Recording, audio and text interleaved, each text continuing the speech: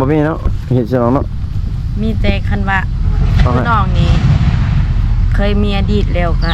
ต้องได้เสีย2โตเสียหิบไม่ห่างนี่เด้น้องมีอดีตเนาะกินแบบบ่ได้เด้เนาะแม่นบ่แม่ก็ได้คือน้องเพชรนี่เงิน20ล้านงวดตัวนึงได้เด้เนาะน้องเพชรเนาะสมมุติว่าเพิ่นบ่มีฮอด20ล้านนี่ซั่นเพิ่นจังลดอีกก็ได้บ่เนาะได้ขอลดประมาณ10ล้านก็เอาบ่เอาขอแต่ได้อยู่นํกันเนาะโดยสำคัญก็คือความรักความเข้าใจพี่น้องเอ้ยหลักๆมันก็คืออยากได้ผัวนั่นแหละเนาะว่าถ้าอยากได้ผัวมันบ่น้องดาเนาะพวกก็อยากได้เงินก็อยากได้หั่นแหละจะได้เบิดเนาะ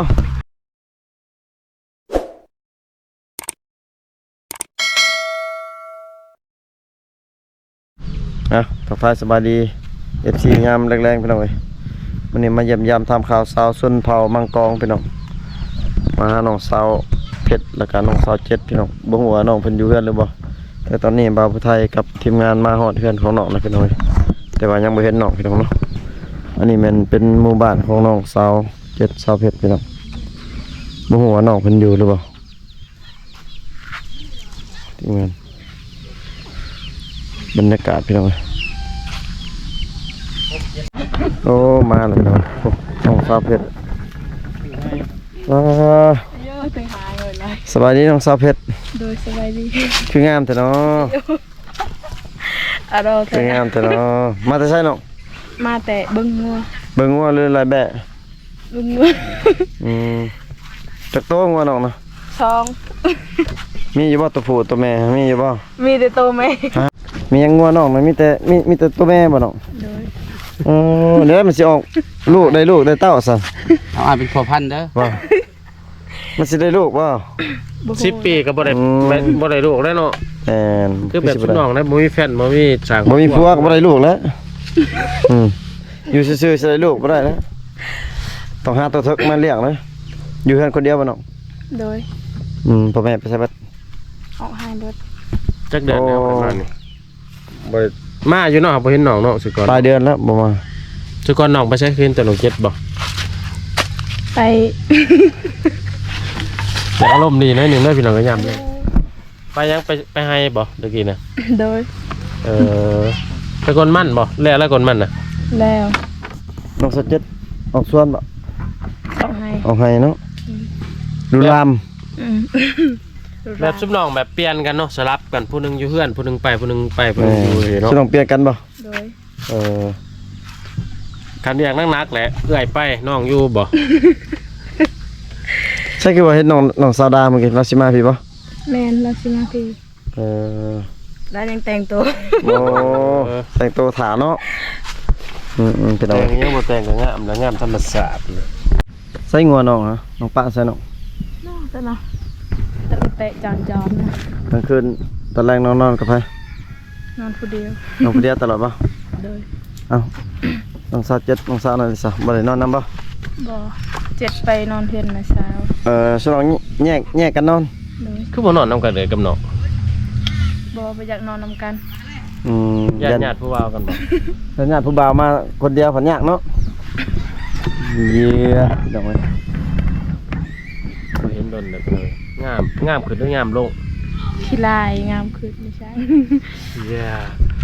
มารอบนี้บ่แม่นมีผู้บ่าวหรือจักมีผู้บ่าวหรือบ่มียังโสดคือเก่าบ่นี่แม่นบ่แม่นตัวไปจังปีใหม่ไปดินทางใดบ่ได้ไปดินทางใดอยู่เฮือนแม่นบ่คือว่าไปฮอนแอลอยู่แถวสิปูนแม่นบ่บ่ได้ไปบ่บ่มาทางสิปูนแล้วว่าสิน้องไปบ่คือบ่ไปปีละเทื่อเด้บ่ได้ไปบ่มีเงินบ่แม่นว่าบ่อยากไปอยากไปอยู่แต่บ่มีเงินพุ่นว่าโอ้น้องสดามาแล้วพี่น้อยกาเปิดโคมสิดาวก็นำโอ้เป็นยามเปิดแฟตบ่มาเลยพี่น้องนี่เป็นหมู่บ้านของน้องสาวดาแล้วก็น้องสาวเพชรน้องสาวเจ็ดพี่น้อยอย่าไต่กระรือทำเป็นเท่เปลี่ยนชุดได้เลยเปลี่ยนชุดครับโอ้งามขึ้นเด้อน้องสดางามลงมาเลยงามขึ้นโอ้น้องสดามาแล้วโอ้สบายดีน้องสดา คืองามแต่เด้บาด อะดอลา มีแต่ผู้งามเนาะ ครับปั้นผู้บ่าวตอบเนาะบ่จักบ่ได้เนาะ มันหล่นเลยเนาะแม่ว่าตอมมาจากพี่น้องเนี่ยตัวประกบคู่สองสาว เขาก็นำลำไปหน่อย สาวส่วนเผามังกรพี่น้องบ่ได้ไปไสบ่มื้อนี้เบิดมื้ออยู่เพื่อนตลอดบ่งามขึ้นเนาะน้องเนาะ อายุงามขึ้น ชุบน้องเฮ็ดหยังมาคือว่างามขึ้นแล้วก็จะจ่อยเลย บ่แม่นมีความหักบ่คือว่าจะจอยแล้วก็หุ่นดีขึ้นมาอีกบัดคือดนบ่ได้มา ไทยมีความหักแล้วเนี่ย บ่มี โสดเบิดซอง สดบัดซองจีบติดมีสิทธิ์คุมเฟซ เย้ ครับคมมากเลยพี่น้อง มีสิทธิ์คุมเพชรเพิ่นว่าเนี่ยชื่อเพชรน้องนี่ก็บอกหน่อยก็เพชรเด็กเกเรบ่ โดย เล็กเกเรซ้ายมักยิ้มเพชรน้องเพชรบ่น้องลายได้ซั่น เปลี่ยนใหม่แล้ว ชื่อเพชร ไม่แล้ว เพราะว่าซิมเก่ามันตายแล้ว อ๋อ ลินไดเฟซเก่า ชื่อเพชรใหม่นี่เลยน้อง ด่าเอง ด่าเอง ด่าเองนะจ๊ะ ด่าเองนะจ๊ะภาษาลาวบ่ ด่าเองจ้าซื้อ ได้เองจ้ะคิดว่าได้อินูฟิน ด่าเองจ้ะภาษาลาวบ่น้อง โดย ความงามสูสีกันพี่น้องเอ้ยแสดงว่าซุมเฮาก็บ่ได้เป็นหมู่เด้ เพราะว่าน้องผลิตเพชรใหม่เนาะโทรศัพท์เก่ามันเพบ่หรือว่าซิมมันเป็นน้ำซิม มัน อืม ตาย โทรศัพท์เก่า โดย อืม โทรศัพท์เก่าอยู่แล้ว เฮ็ดเวียกหยังซุมื้อนี้อยู่เฮือนอยู่ซานเฮ็ดเวียกหยังประจำ กะปลูกมันเก่า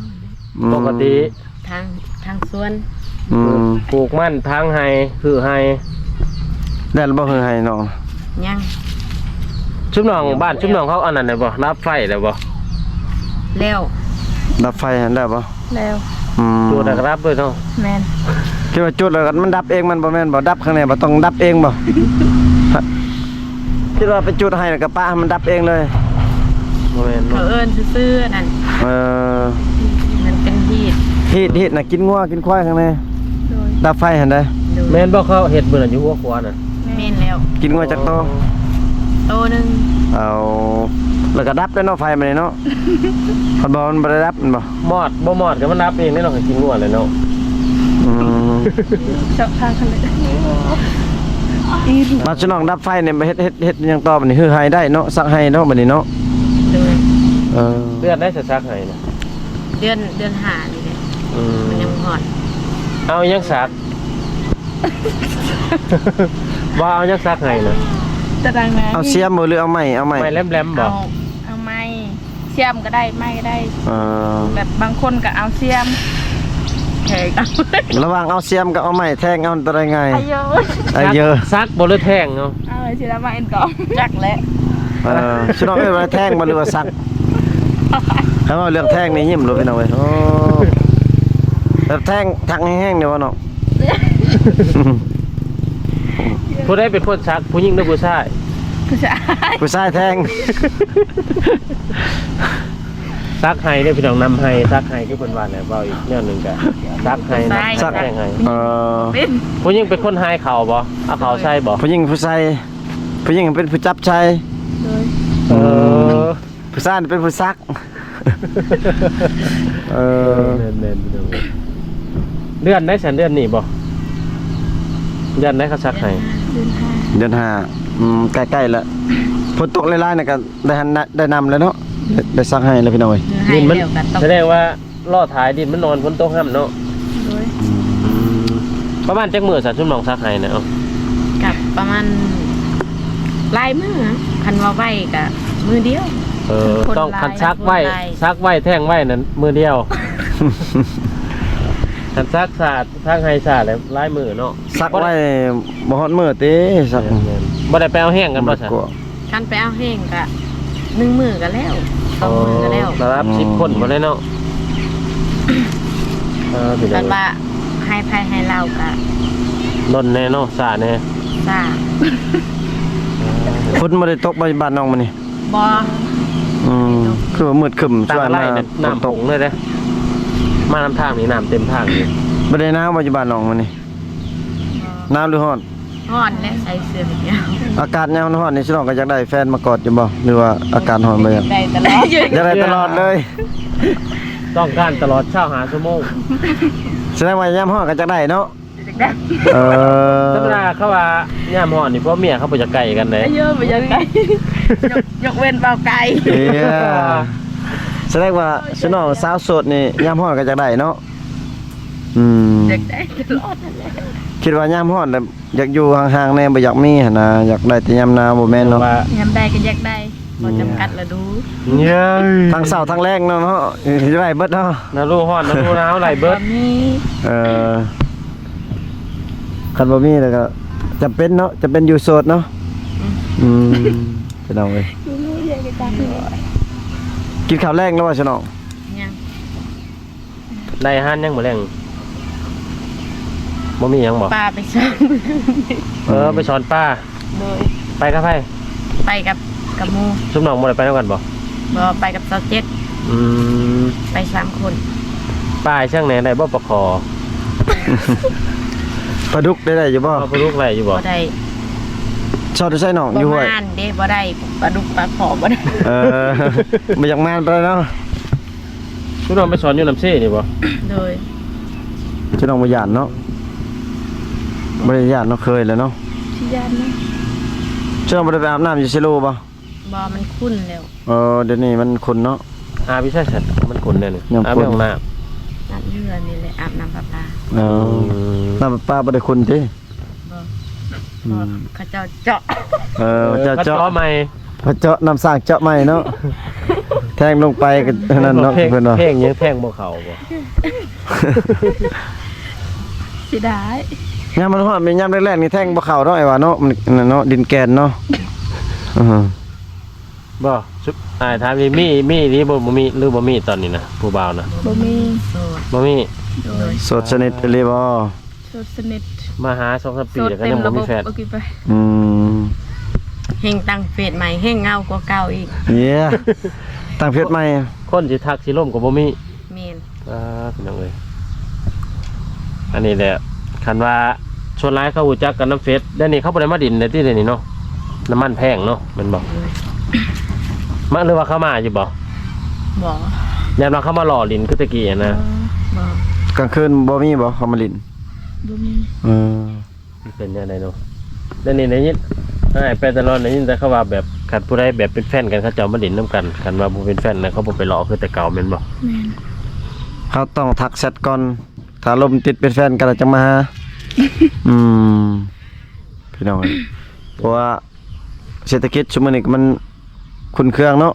หายากเงินคำกันเลยไปเลาะตะกี้บ่ได้แล้วพี่น้องเอ้ยเพิ่นน่ะ ถ้าลองยังคือเก่าที่ คือเก่าคือเดิมบ่เคยเปลี่ยนใจกันยังคือเก่า เย้ ย่านว่าน้ำมันขึ้นจะขึ้นน้ำมันนี่ ขาดอกนี่ชุดว่ามีผู้บ่าวอยากมาขอมาหมั่นมาแต่งนี่ครับบ่แพงดอกเนาะ โดยบ่แพง ประมาณเท่าไหร่น้อง10 20ล้านบ่30ล้าน ประมาณนี้บ่ ประมาณนั้นเลย เอาอีกกี่ น้องเพชรถ้าได้น้องเพชรจักรล้าน20ล้าน 20ล้านก็ได้เขาแต่หักแท้ เย้ น้องลาได้ใช่ เอ้ยเอ้ย บ่น้องลา ตาย ประมาณเท่าไหร่ ประมาณ10,000 เย้ ถ้าลอง10,000ว่า กีบ 10,000กีบบาทแม่นแท้บ่ หยอกเด้อ ถ้าเพิ่นให้ลายก็เอาลายเนาะ เขาก็ สมมุติว่า แล้วแต่เขาอยากให้ เอ่อ อิงตามผู้ชายเนาะแต่เขาหายร้ายก็เอา ติดตามเพิ่นสิให้เพิ่นว่า ทักดีแน่แต่ที่เขาเจ้าบ่มีอิหยังเกินค่ำเนาะบ่มีค่ำ ครับบ่มีเนาะเฮ็ดจังเนาะ มีแต่คันว่า เอาให้ น้องนี่เคยมีอดีตแล้วก็ต้องได้เสีย2โตว เออเจ้าตัวงัว เลย เสียหายภายใน 3โตว เสียหายภายใน3ตัวเนาะ ก็เสียหีบไม่ห่างนี่เด้ เอ่อน้องมีอดีตเนาะ เลย กินแบบบ่ได้เด้เนาะแม่นบ่ แด้ก็ได้ เออ ได้ อ้าวจัดไปพี่น้องเอ้ย พี่น้อง คือน้องเพชรนี่เงิน20ล้านงวดตัวหนึงได้เนาะน้องเพชรเนาะ ได้ สมมุติว่าเพิ่นบ่มีฮอด20ล้านนี่ซั่นเพิ่นจังลดอีกก็ได้บ่เนาะ ได้ ขอลดประมาณ10ล้านก็เอาบ่ เอา อืม ก็แต่ ขอแต่ได้อยู่นํกันเนาะ โดย สำคัญก็คือความรักความเข้าใจพี่น้องเอ้ย หลักๆมันก็คืออยากได้ผัวนั่นแหละเนาะ ว่าแท้ๆก็จะได้ผัวเป็นบ่น้องดาเนาะ พวกก็อยากได้เงินก็อยากได้หั่นแหละ จะได้เบิดเนาะม ได้แต่พวกอ่ะโอ๊ยบ่ได้แล้ว เท่าไหร่เนาะ กิน พี่อง ยัง จะได้ผัวจะได้เงินจะได้ลูกนำติลูกก็จะได้บ่ชุดมีครอบมีครัวก็จะได้อยู่ที่ลูก สร้างประชากรเนาะ บ่เอาบ่ อยู่กัน 2-3 ปี เออ2-3ปีจังเอา พอสมมุติแต่งปั๊บนี่บ่ฮอดปีมีลูกได้บ่ซุมน้องกะแบบเฮ็ดซุมน้องนะ บ่ได้ต้องมีเสียเหตุอีก อืม โอ้แสดงว่าถ้าจักปีจังมีลูกได้เอ้า โดย จังสามารถเอาลูกได้จักปีหนึงบ่ ปีหนึ่งก็บ่ได้เสียเหตุคำว่าวิทย์ปีหนึ่งแล้วบ่ได้ เออ กันว่าปีหนึ่งบ่วิทย์ก็ต้องได้เสียแหละ เสียหยัง อืม เสียก็กินแบคือเก่า เสียแบ่เนาะแกจำผิดในเฮือนหรือจำผิดบาทผิดเฮือนหรือผิดบาท เบิดซองเลย โอ้ เฮ็ดเฮือนก็เบิดซองนั่นแหละ แสดงว่า หลังจากแต่งกันมื้อนี้จนฮอดปีหน้าพุ่นแน่เนาะจังเอาลูกได้เนาะ โดย โอ้พี่น้องเอ้ยแม่นดีให้ได้ยินแต่เขาว่าบาดเฮ็ดแน่จูมีลูกยากนี่สิ เนาะบ่ได้เนาะ แม่ คนเฮามันกูมีลูกยากก็ยาก คือถ้า ง่าย คือทางเฮานี่พุ่นว่าเอายามใดก็ได้ คันแบบ ขอแต่ว่าอย่าเอาก่อนแต่ง เอาก่อนแต่งแล้วเสียงัวเด้พี่น้อง เสียกันบ่ชุมน้องครับเขาชุมว่า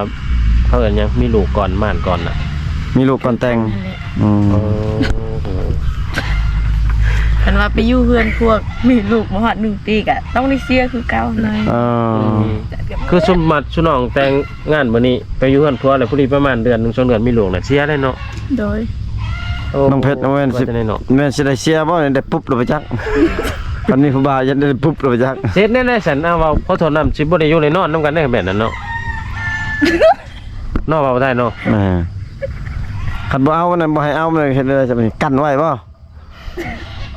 นอนคนละบอนในคันนี้นั่นแหละคันว่าบ่ให้มีลูกนี่แหละอันนี้เขตชนบทเท่านี้ตามคิดว่าพี่น้อยแน่ๆก็แบ่งปันความรู้นํกันศึกษาไปนํกัน เรื่องฮิตเรื่องของมันต่างกันเนาะแตกต่างกันไป บาง หน่อย ท้อง แต่ละ ถิ่น เข ก็ ต ต่างกันจะนั้นคือเขตนี่แม่นทางมังกองเนาะบ่ได้เนาะแม่น แม่ เนาะ น ก็สิคือกันน่ะพี่น้องเอ้ยต่างแต่ว่าบ่ให้มีลูกอดก่อนประมาณปีหนึงหลังจากแต่งงานกัน แม่นบ่ สิอดได้อยู่บ่เนาะพี่น้องเราไทยนี่บ่ได้เด้อพี่น้องเว้ย เฮ้ยธนาไป อ้าว เราไทยคันมีนี่มีมื้อนี้มื้ออื่นมีโลดแล้ว บ่แม่นมีแต่ว่านี่คุณไปจักกันโอ้พี่น้องเอ้ยสมพ่อจนหลายแหละเขาเจ้าแบบแต่งงานใหม่ๆแหละหากระตังเฮือนน่ะบ่ทันมีลูกมีเต้าหลัง 2-3 ปีไปผุนจนหลายเนาะ แม่น เขาจังเอาลูก ชิน้องยังมีอันนั้นอยู่บ่ยังมี FC ทักหาบ่น้องดามีอยู่บ่ บ่มี บ่มีเลย โดย FC บ่มีละน้องสาวเพชรเด้อซะ บ่มี บ่มี FC เนาะ โดย คือว่ามื้อน่ะเพิ่นมาดินอยู่เบิดเหล้าเป็นแก้วเพิ่นบ่ น้องตั้งเป็นใหม่แล้ว อืม อืม มี FC ชื่อเพชรยังน้องหน้าบ่ บ่ใช่ได้ ด่าเอง ดาเองนะ ได้ จ๊ะ เองนะจ๊ะ นะ ภาษาลาวบ่ จ้า ดาเองจ้ะ ซาลาว ภาษาลาวเนาะ ภาษาลาว พี่น้อง ดาเองจ้ะ น้องเพิ่นเปลี่ยนเฟซใหม่เฉพาะเฮาก็บ่เห็นเคลื่อนไหวช่วงนี้เขาบ่ฮู้ว่าเฟซเพิ่นตัวใดตะกี้มันยังตะกี้เฟซน้องน่ะภาษาไทยนะ จากอีหยังลืม จะก็ยังลืม ฝึกระบบจบที่เธอแม่นบ่ บ่มี บ่แม่นเนาะเอาเฟซใหม่ยังก็เอาเฟซใหม่นะพี่น้องเอ้ยดาเองนะนะดาเองจ้ะดาเองจ้ะเนาะพี่น้องเอ้ยตัวลาว คือน้องเพชรแม่นเล็กเกเรซ้ายมักหยิบพาพี่น้องเอ้ยนั่นคือเก่า ยิ้มได้ไหม อย่า แล้วจ้าคือ ผู้ใดหักมักน้องๆก็สามารถทักหาน้องได้เนาะพี่น้อง ปีนี้ชุมน้องจักปีแล้วน้องเพชรจักปีแล้วนี่ได้บ่20ปี แมน 20ปี ประมาณ20ปีเนาะ น้องหน้าได้ซะ 20 ปี ซ้ำๆกันเนาะแล้วชุมน้องเกิดพร้อมกันบ่เป็นหมู่กัน บ้านน้องเจ็ดน่ะเกิดหลังอีกเนาะน้องเจ็ดเนาะน้องเจ็ดว่าหาก็เท่าใด17บ่หรือ18บ่ 18 ปีน้องเจ็ด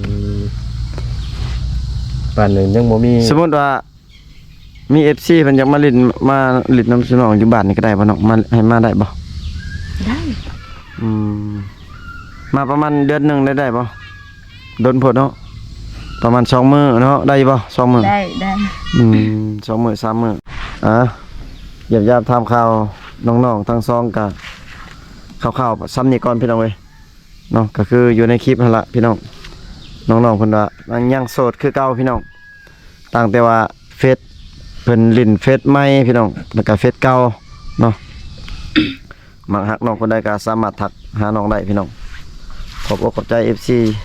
ที่เข้ามารับชมพี่น้องเว้ย บ๊ายบาย คลิปแต่ต้นจนจบพี่น้องเว้ยอยู่ดีมีแฮงเบิดทุกคน จบบ๊ายบายอยู่ บ๊ายบาย บ๊ายบายนอนโอนบ๊ายบาย